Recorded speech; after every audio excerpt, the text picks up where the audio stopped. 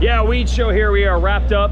Chris John, I'm running pit boards, running media for Honda. Another great day for Honda as far as the 450 class, but the first hitch in the giddy up for the Lawrence program. Not certainly their fault, but Punter Lawrence goes down in the first turn of the second moto. Finally solved the first moto situation, goes down, and for a moment, I'm like, oh no, this championship has gone completely off the rails. We lost Justin Cooper temporarily, didn't race High Point, did come back today and was okay. I think he rode like a guy that had missed a race and had an injury for a week. And at one point I'm like, is this it? Is it gonna be Hayden Deegan's championship? But it does turn out that Hunter probably long-term will be okay and can race Southwick. How good will he be at Southwick? That's not a track you want to go to if you're dealing with a maybe banged up hand and wrist. Could Deegan make some points back? Deegan got a win. This is really a thing now. Star Racing, as strong as they are, as many guys as they are, Deegan might be their best title hope. He's ahead of Kitchen, he's ahead of Cooper in the points. Gonna be interesting how that turns out, but you already know all that. And try to give you some things you don't know, including the fact that D.I.D chains, you should know, but you probably haven't paid enough attention. D.I.D chains, been around for 100 years. What drives you? I'm telling you, D.I.D chains, 100 years. They are part of this team, Honda, the one that's won all the races but one at this point. D.I.D chains, good job. So D.I.D chains and Dirt Star rims. Anthony, good job. Well, I was on his podcast yesterday. Is this thing coming out? It'll be coming out. Where can people find it? Do you know yet? I gotta work out all the details. Okay. I'll hit it hard. We'll get you on another one when you know. When you know. Okay, thank you. So anyway, D.I.D chains bringing to the show and the wins by Honda, except for one with Hayden Deegan, who brought up a point that I think a lot of people had forgotten about. He's the first American to win a motocross race this year. Probably sounds perfect for the 50th anniversary of RedBud being first American, which was the thing back in the day. This year, all the races had been swept, of course, by the Australians. Now, Hunter's grip on the 250 class, like literally grip, not quite the same after hurting his arm. And Jett's grip, he won one again, but every week we try to find signs. Cody Groves, how was the race today? It was hot. Yeah, no doubt. It was hot. It was so hot that if you just stayed out there, you could get 26th. That's what you did? Didn't pull off, got 26th. So we're dudes just straight up pulling off? Dude, it was so I pulled off first moto and I still got 34th. So you knew Moto 2 just finish? Yes. And were you gassed?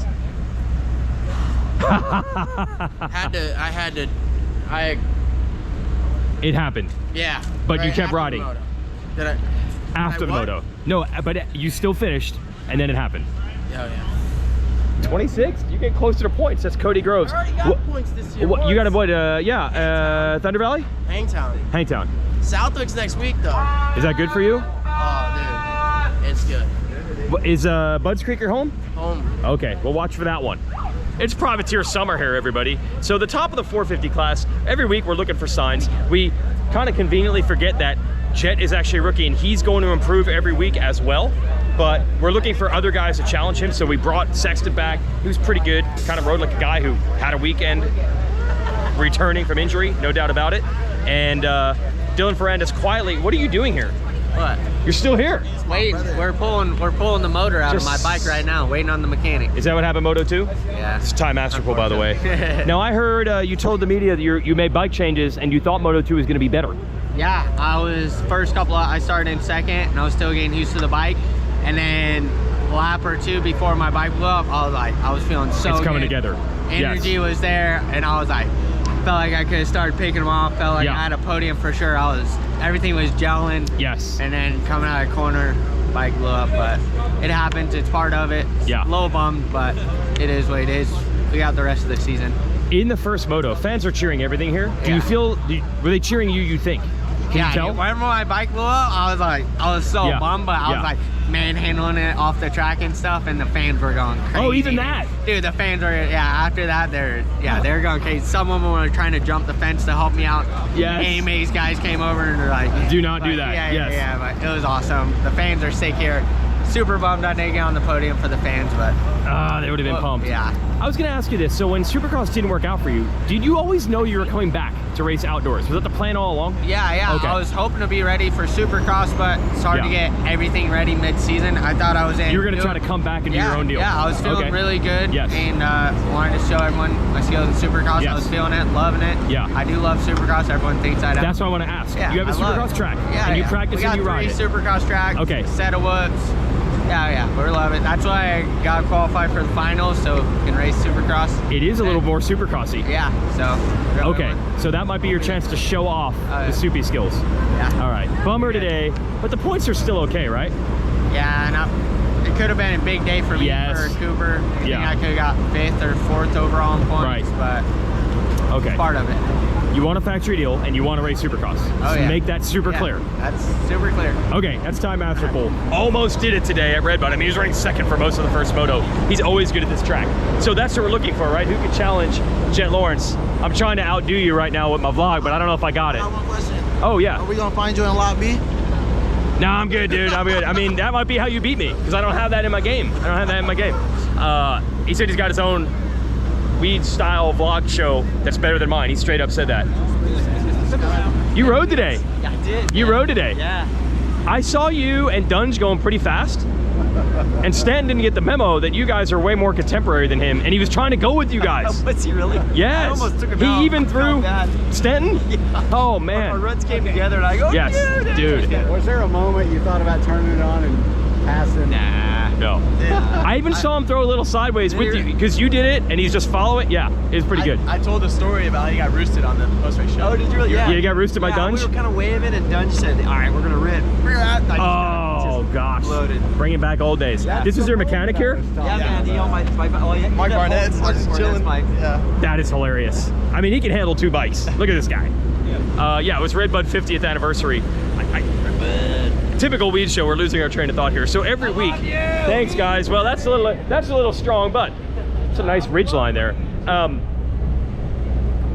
We kind of conveniently forget that Jett's a rookie and he's probably going to improve every week as well. But because you want to see someone challenge him to make the race wins interesting, not that we're rooting for Jett to not win, you just want to see battles, right? You're trying to come up with scenarios every week where someone's going to get better. So Sexton comes back. As I said, Sexton pretty much rode like a guy who had missed 3 races and 4 total weekends of racing. He was pretty good. He might have been the second best guy today. He and Ferrandis could tussle over that one. They literally did in the second moto. But it wasn't, Chase Sexton good enough to challenge Jett Lawrence. The big question going forward is this all Chase Sexton has? Does he have more? Can he challenge him again in the future? I don't have an opinion on this. I don't have a guess. I don't have a prediction. I'm just saying, what's up, boys? You got mentioned on one of the coolest Instagram. I can't know. I don't even know. FAHQ. I'm not pronouncing it. Yeah. Old Jerry Bernardo. Is he your guy? He knew who you were. Yeah. I was really Jerry impressed. B all the time. You do. Oh, I'm telling you, Jerry B sends me some of his graphic design work.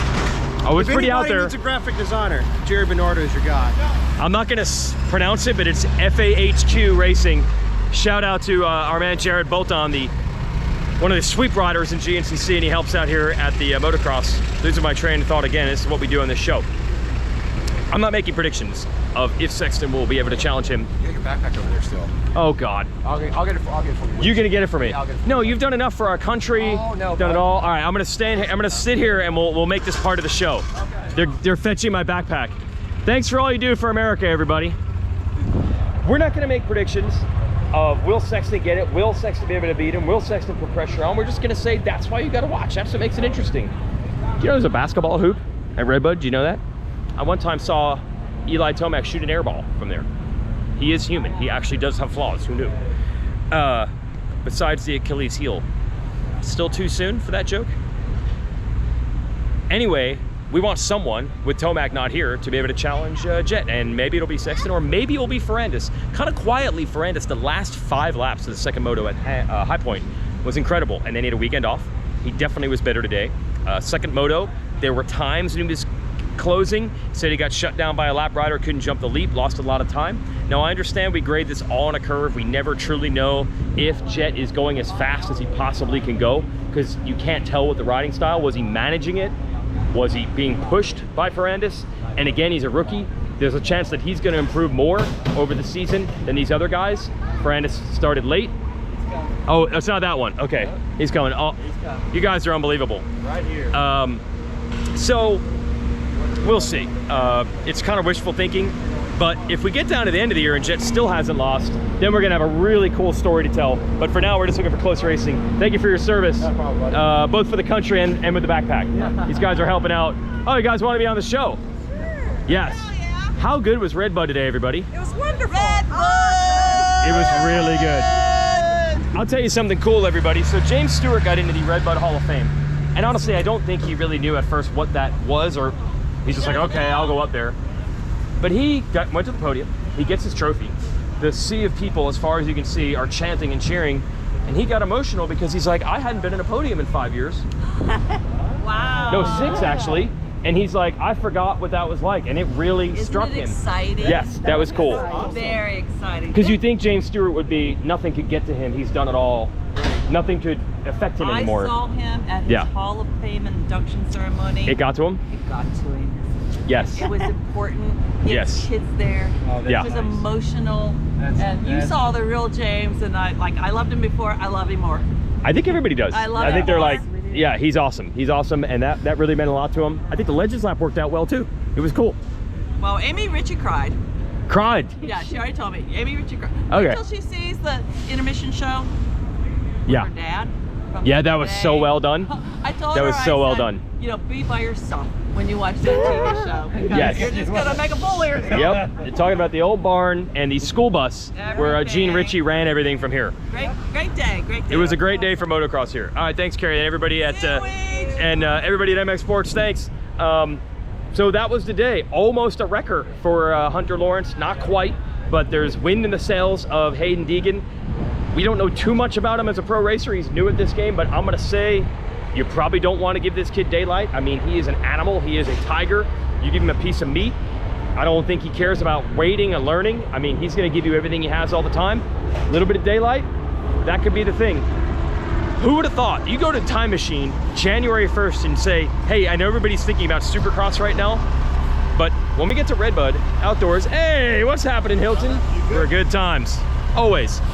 It's Hilton from Thor and Parts Unlimited, one of the all-time bros to have in the pits. See you, crew. If you get in a Time Machine and you say by the time we get to RedBud, you're gonna have the Lawrence brothers winning every race until the first person that's able to break through and get a win besides the Lawrence brother is gonna be Hayden Deegan. You'd be like, what? Where are we at?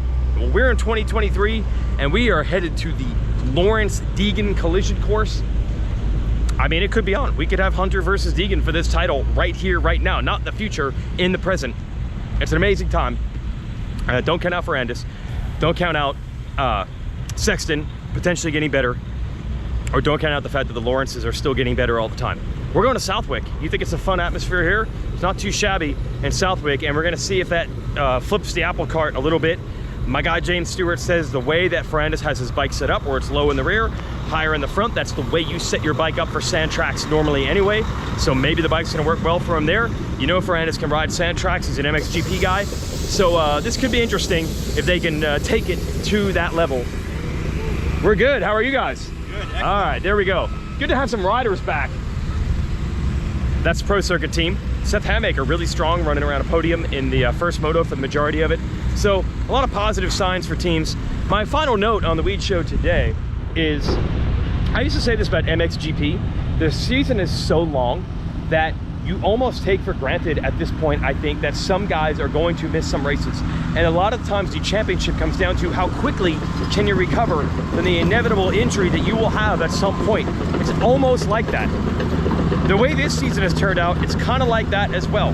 When you think about all the bench racing between Cooper Webb and Eli Tomac and Chase Sexton early in the year, Jett Lawrence not even in the class, and then we had races where, let's see, Webb missed some, Tomac missed some, Sexton missed some, Webb was back out again today.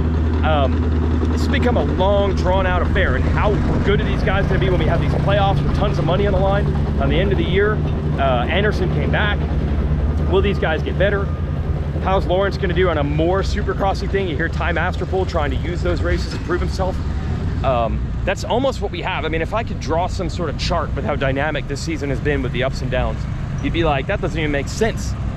In the individual race weekends, it seems predictable, but when you look at it, again, you tell somebody in January that the only person to beat a Lawrence brother outdoor is going to be Hayden Deegan, you'd be like, well, this season is crazy. Where's Tomac? And then, even as great as Jett has been, I mean, we saw the most sure Supercross championship ever go away for Tomac at the end. You never know. This group's having a good time. Hell yeah. Yeah. You never know in racing, everybody. These are long seasons. Anything can happen at any time. We learned it again at RedBud. You gotta watch at Southwick. See you then. Thanks for watching the Weege Show, and thanks for D.I.D for hooking us up.